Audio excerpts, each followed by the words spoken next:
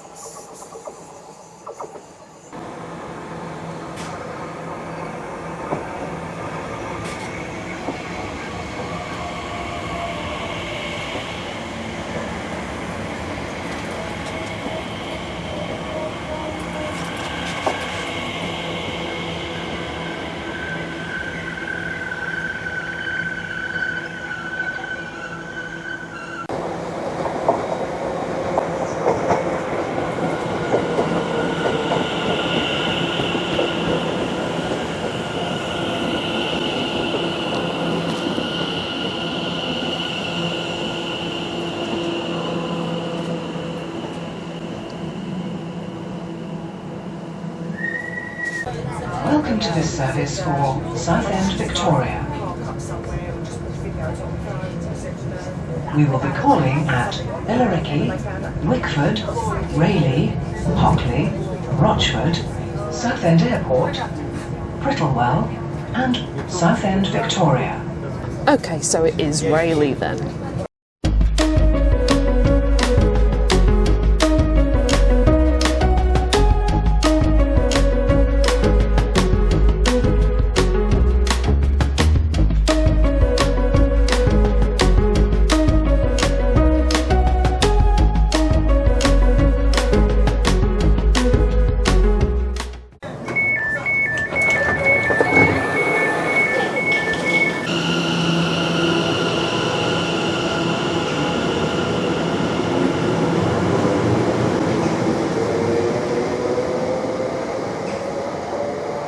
We have made it to Rayleigh. Rayleigh Station was opened by the Great Eastern Railway in 1889 on a line between Wickford and Southend. This was part of the new Essex lines that they constructed. There was a goods yard at the station that contained a goods shed and cattle pens. There was also a signal box on the Southend bound platform that was sadly decommissioned in 1938 when colour light signalling replaced semaphore signalling on this line. There was a little halt near the station between 1922 and 1925 called Bridge 774, and that was during the period of the construction of the Southend Arterial Road, and that was a little private halt for that purpose. It wasn't like on public timetables. To the east of the station there was a siding called Down Hall, which was linked to a brickworks, but this was decommissioned by 1968. The line between Shenfield and Southend was electrified in 1956 with overhead direct current lines. This was changed to alternating current, 6.25 kilovolt alternating current lines in 1960 and changed again in 1979 to 25 kilovolt overhead lines, alternating current once more. Said that in a really weird order, but let's go with it.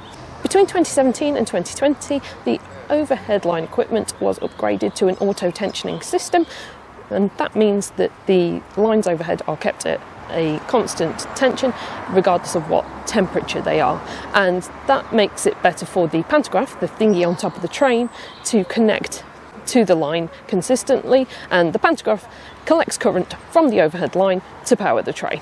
Now we've had that little history of the station, let's have a look round and see what's here today. As you can see here, we do have two platforms and a lovely footbridge. Let's take a wander over that.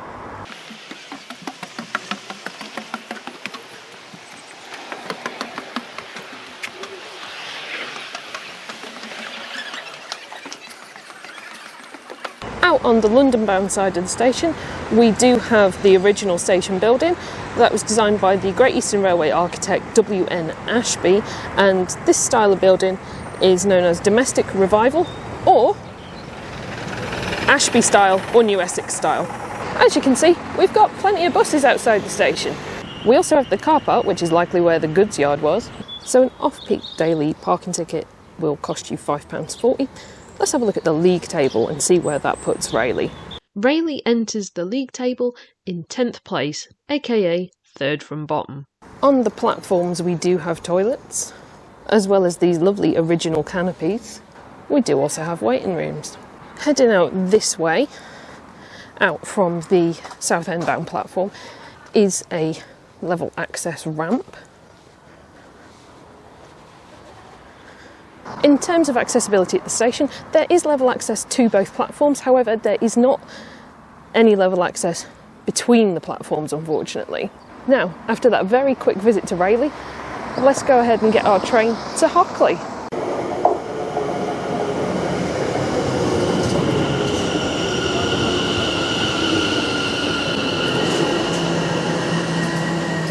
The next stop will be Hockley.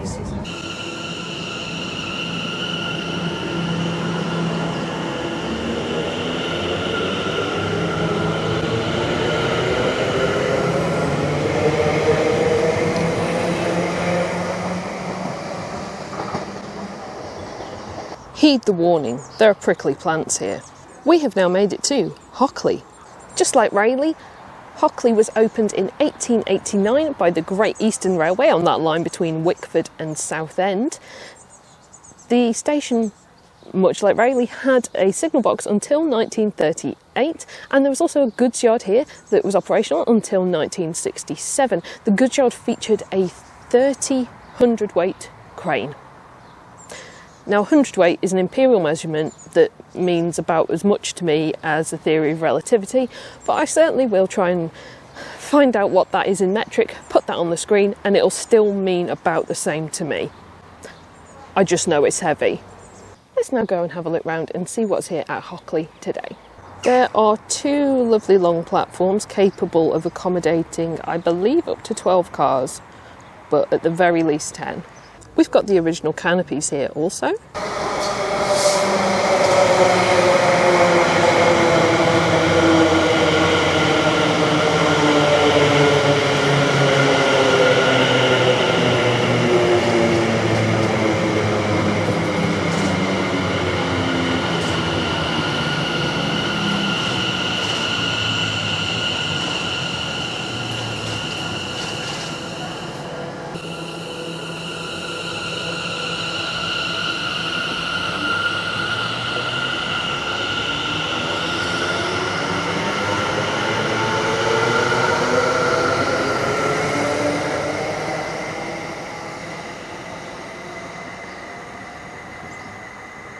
Heading out this way into the car park, there is a level ramp. There's also cycle parking. So just above this grit bin we have got the parking tariff sign. The off-peak daily here is £6.10, so a little bit more than at Rayleigh. Let's have a look at the league table and see where that places Hockley. Hockley knocks Rayleigh out of the way to become the new third from bottom, being £1.90 cheaper than Witham.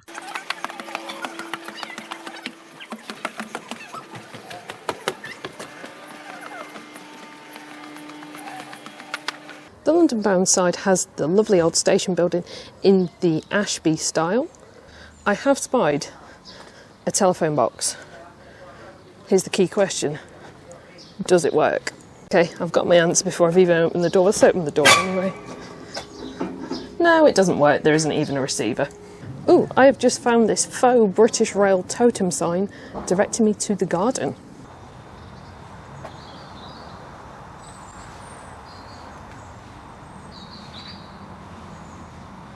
Oh wow, they've got a lovely little garden here, complete with this lovely decoration. I don't know what technically to call it, but you've got 1825 there, which clearly shows locomotion, and 1930, which is, I think that's just generic steam locomotive, and 2025, that's an EMU.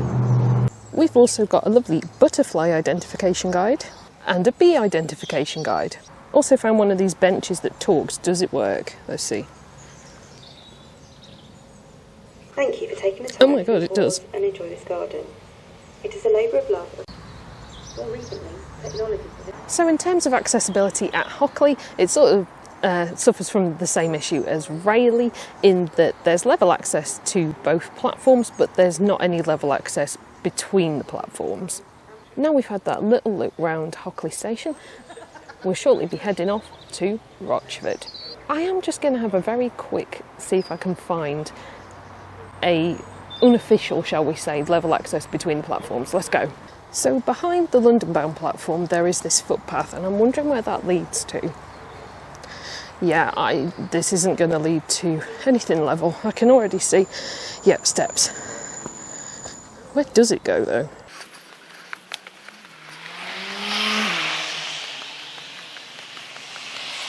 Well, I've found a rail bridge, and in the opposite direction, if you have a quick little walk, you will come to a street called Station Approach, and down there it'll take you to the station. Going back in the direction of the rail bridge, walking very quickly so as not to miss the next train, bridge plate number 781, you come to Plumborough Avenue, walk up Plumborough Avenue, I assume I'm saying that correctly, again walk very quickly because there's a train coming. It brings you to the car park and the level access ramp. So basically, that's the level access between the platforms. I need to sit down on a train to get my breath back. Welcome to this service for Southend Victoria.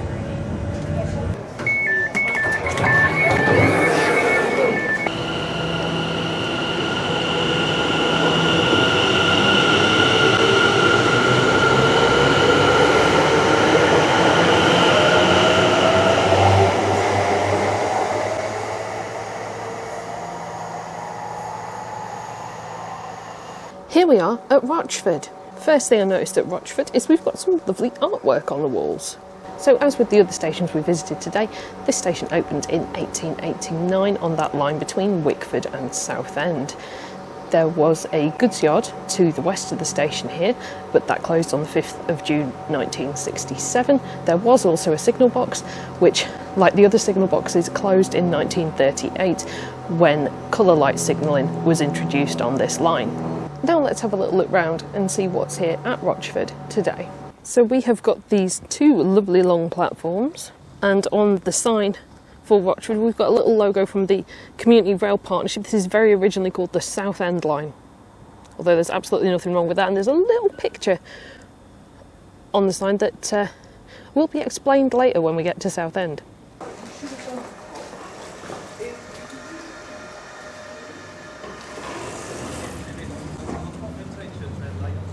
As with the other stations, we've still got that original building in the Ashby style, and in there is a ticket office as well as waiting rooms and toilets.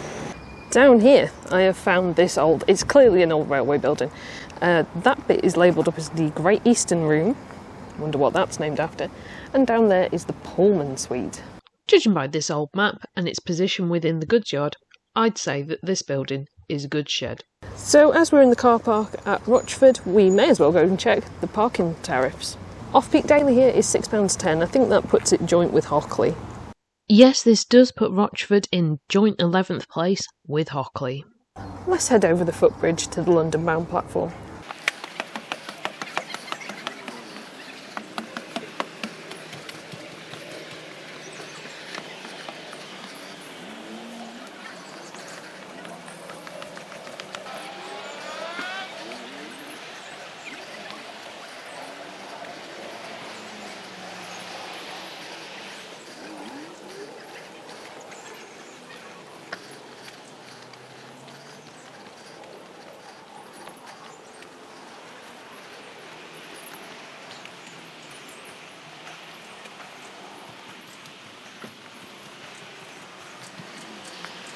Out here at the bottom of the ramp we've got this lovely bee bug hotel thing.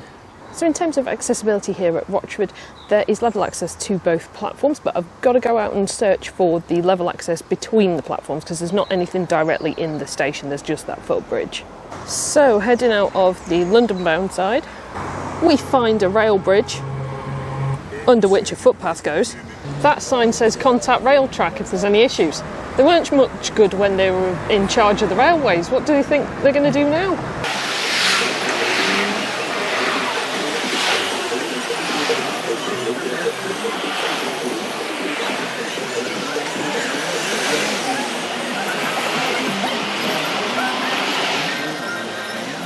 And here's the station.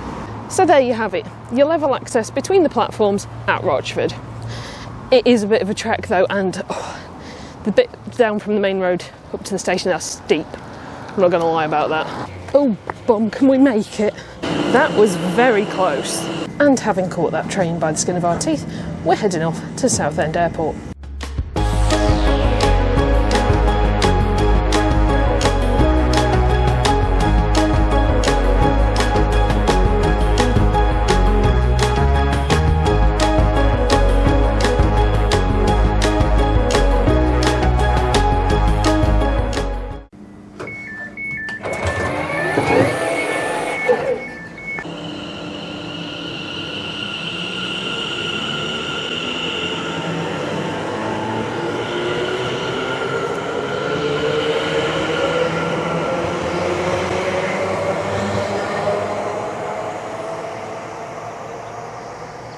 We've made it to Southend Airport. Here's evidence that there really is an airport at Southend. Now, I'm not going to name names, but when I told somebody that I was coming to Southend Airport station, they almost didn't believe me that there was actually a Southend Airport to go with the station. But there is, it's called London Southend Airport.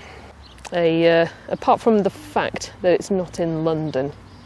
So this is the newest of the stations we'll be visiting today. It was opened in 2011. When the airport itself opened in 1935, the Mayor of Southend suggested that having a station here might actually be a good idea. And then, so quickly, 62 years later, in 1997, the proposal was put forward to create a station here when the Borough Council sold the airport to Regional Airports Limited. I think that was the name of the company.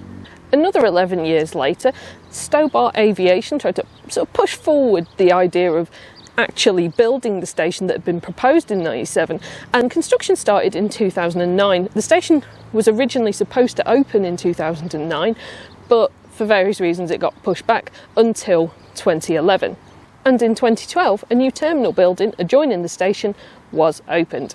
In 2018, the Chief Executive of Stobart Aviation proposed an idea that Crossrail should be extended as far as Southend to alleviate the problems at Heathrow, but so far that has not happened. I don't know if that ever will happen. Let's have a look round and see what's here at Southend Airport Station today. So I just heard a See It Say It Sorted announcement that referred to the number that you're supposed to text as 61,016. Is that a new format we're going over to? I think we should stick with 61016. So you've got this very modern footbridge, or maybe I should call it a walkway. It's so much fancier than the other footbridges today.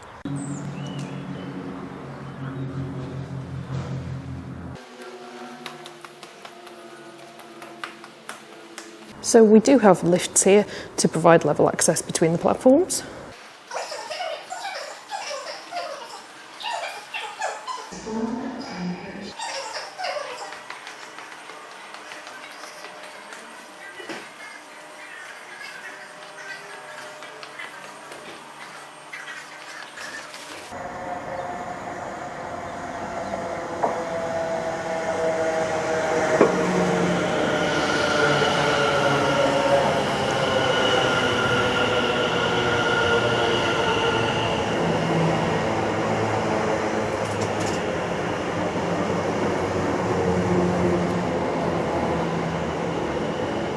Just having a quick little sit down before we head off to our next station of the day, Prittlewell.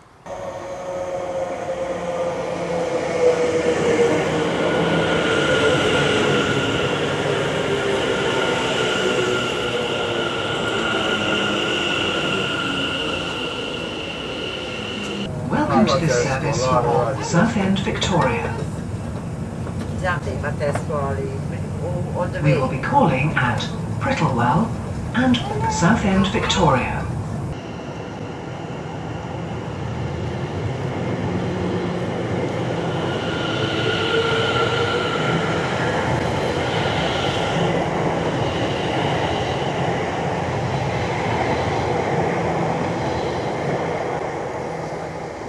Now at Prittlewell we are back on the old stations. This station opened in 1889. There was a goods yard here and I bet you can guess what year that closed. That's right, 1967, and it mainly handled domestic coal. This is yet another two-platform station and it's built to accommodate, I believe this is another one to accommodate 12 coaches, although the trains I'm travelling on today are just 10. As you can see from this map from 1922, there were originally station buildings on both platforms, with sidings being to the west of the London-bound platform and a signal box on the Southend side. I knew it was going to be hot today, but I didn't expect it to be quite this hot. When I was at Ipswich, I was sort of regretting not bringing the jacket with me, but right now I think shorts and a t-shirt, which is what I am actually wearing, might be too much clothing. Now let's go and have a little look round.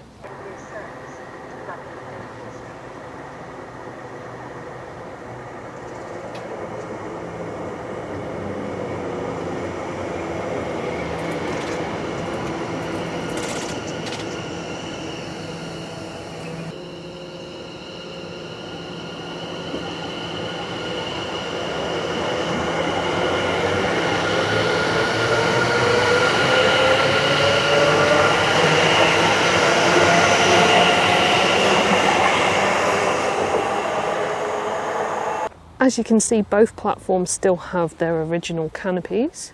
And we have artwork again, but I'm suddenly realising it's the same artwork as from Rayleigh.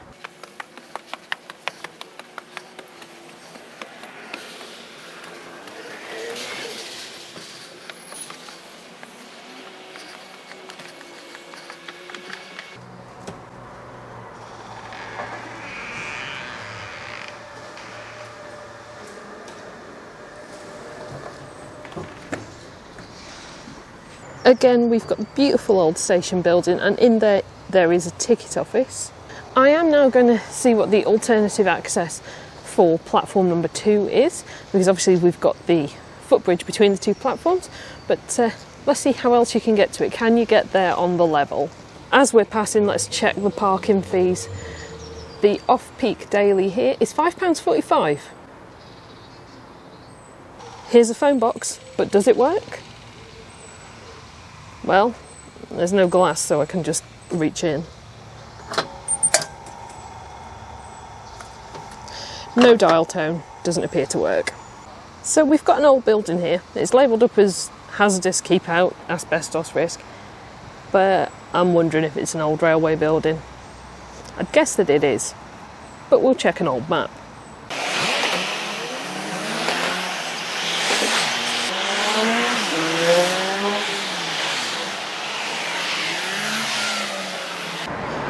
Right, so there's steps down to the platform, but I'm not seeing any indication of anything level.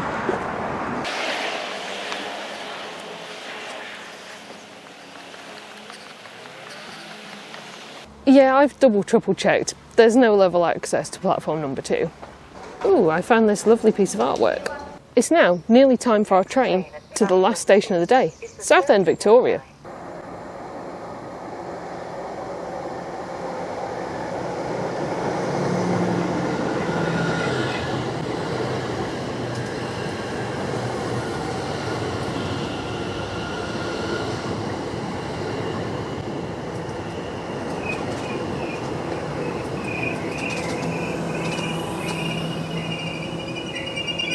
Welcome to this service for Southend Victoria.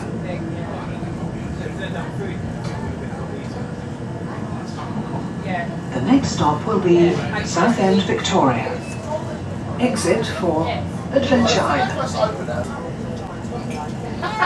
We are now approaching Southend Victoria, where this train terminates.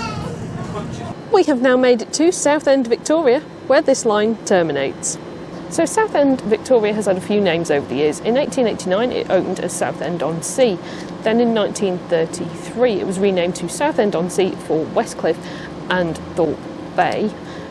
In 1949 it was renamed to Southend-on-Sea Victoria before being renamed again to the name we know and love in 1969 of Southend Victoria. It's one of two principal stations in Southend, the other one being Southend Central. Unlike the other stations on the line, this station has 4 platforms rather than 2, and there have been some quite extensive carriage sidings at the station. I'm going to hand over to Narration Sarah with a map to explain what sidings there have been here. So we have 4 lots of carriage sidings at Southend Victoria. To the north on the downside we have the Klondike sidings consisting of 10 roads, and on the up or London bound side we have the Chute consisting of 3 roads. To the south on the downside we have a siding with 3 roads, and on the upside a siding with 2 roads. Well, here's the tariffs for the Victoria Station car park. They have no off-peak ticket here, so we'll go with the weekend daily rate, which is £5.45. And there you have it, the lovely station building at Southend Victoria. And with that, it's time for a little explore of the station and a wander into Southend. But my exciting saunter to the Southend-on-Sea seaside will have to wait until the next video. Thanks very much for watching, and I'll see you then for another railway adventure. As always, an extra special thank you to all my patrons and channel members whose names are on screen now, as well as to everybody who donates to me on Ko-fi. You really do keep this channel going. So after that brief stop off for something to eat, I'm now down at the seafront. You can probably hear a lot of screaming in the background because there's a lot of roller coaster rides and stuff. But I am off to see something much more exciting, and that's a railway.